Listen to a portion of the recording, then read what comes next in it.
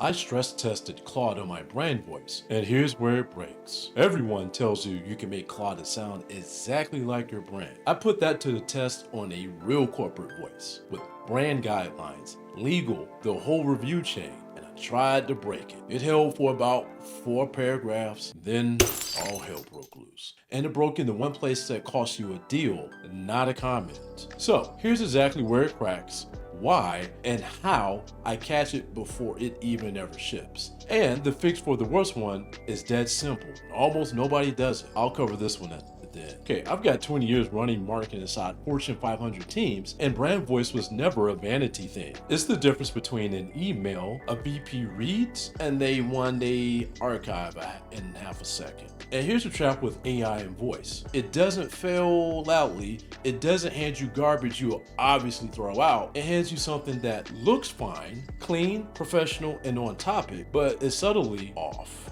Off enough that a senior buyer feels it without being able to name it, and they trust you just a little bit less. And that's a dangerous failure. Not the draft you reject, the one you almost shipped. So I stopped trusting it sounds fine and went looking for exactly where it goes wrong. Before the breakdown, run this on your own work in the next minute. Do this. Pull up the last thing you had Claude or any other AI write for you, a real one, meaning like an email, a page post. Read one paragraph, then jump down to another paragraph. I bet you paragraph 1 always sounds like you with your specific phrasing. You scroll down to about paragraph 5, read it cold and ask, could this have come from any company in your category? If somewhere between that first paragraph and the one later down you read, it drifted into a smooth, safe category. And that's the failure that cost you. And you just found it in one of your own drafts. Okay, that is the drift that we're hunting today. So let me show you why it happens and the 4 places that it breaks. Okay, 1, the paragraph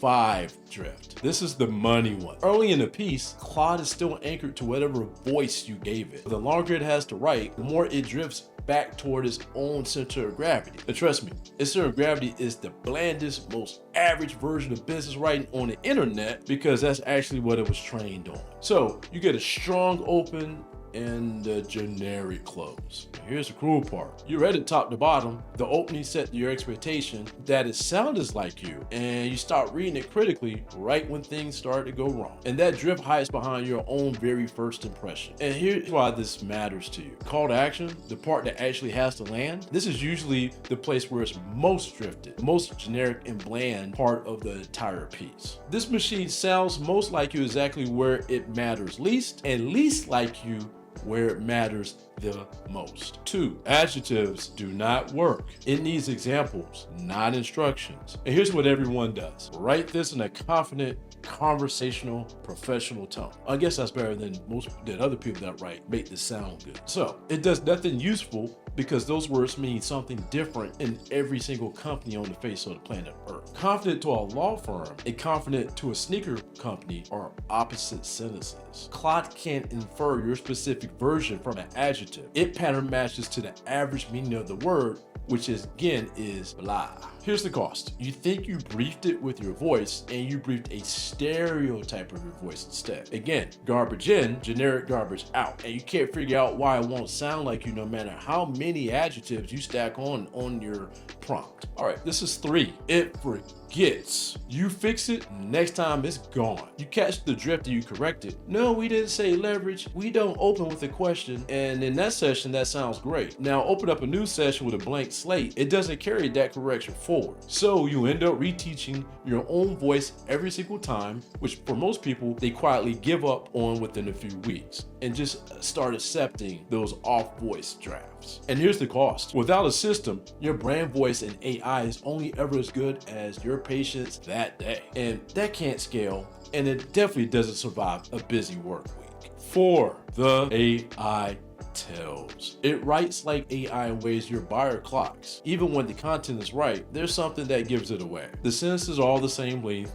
marching in the exact same row. Humans write in bursts, long then short, without a specific equation to it. And then the throat clearing opener. The suspiciously balanced. It's not just X, it's Y. Those are hedge words. And none of that's exactly wrong. They're just sound robotic. And as a senior reader, even ones who's never thought about AI writing, you can kind of feel when it sounds like a template. And then you kind of quietly discount the rest of whatever that you're reading. And here's the cost to you. You're not just failing to sound like your brand, you're actively telling that the robot wrote this, which in a trust business can be worse than saying nothing at all. So here's how I catch all 4 before anything ships out and the fix for the worst one. The drift is actually the simplest thing on the list. And okay, here's the simple one. Show, don't tell. Stop describing your voice with adjectives and start giving it actual examples. Okay, so what does that mean? Your 5 best on voice pieces. Paste it in, plus a short never say this list. These are the words or openers your brand does not use. That's it. Examples beat adjectives every time because Claude is a pattern matcher. Hand it the actual pattern and it has something real to copy instead of a stereotype to guess at.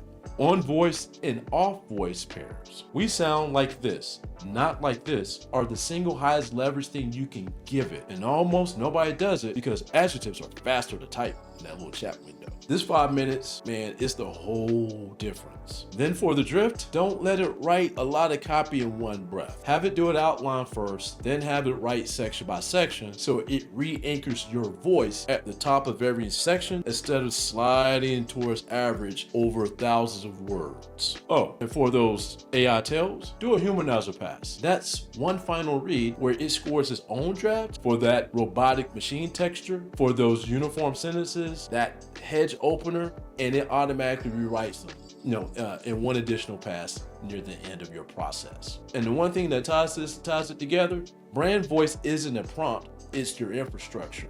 It's the examples, the never say list, the review step, plus the last mile human call. Because here's the honest limit. Claude can get you 90% of the way to your voice fast. That last 10%, the line that's technically on brand, but tone deaf for the moment, that's a judgment call, and that stays with you. Knowing exactly what that 10% starts is the job you have. So let's go back, remember example? Let's go back to that paragraph 5 we talked about where the voice started to drift. You found it on your own, and the draft isn't Claude being bad at your voice, it's Claude doing exactly what it does, and you just haven't caught it yet. Give it examples instead of adjectives, make it work in sections, and run that humanizer pass, and keep that last judgment call to you. Do that, and it stops sounding like a robot wearing your logo and starts sounding like you and your team. Now, voice is one thing I stress tested, but I didn't stop there. I handed Claude something a lot scarier,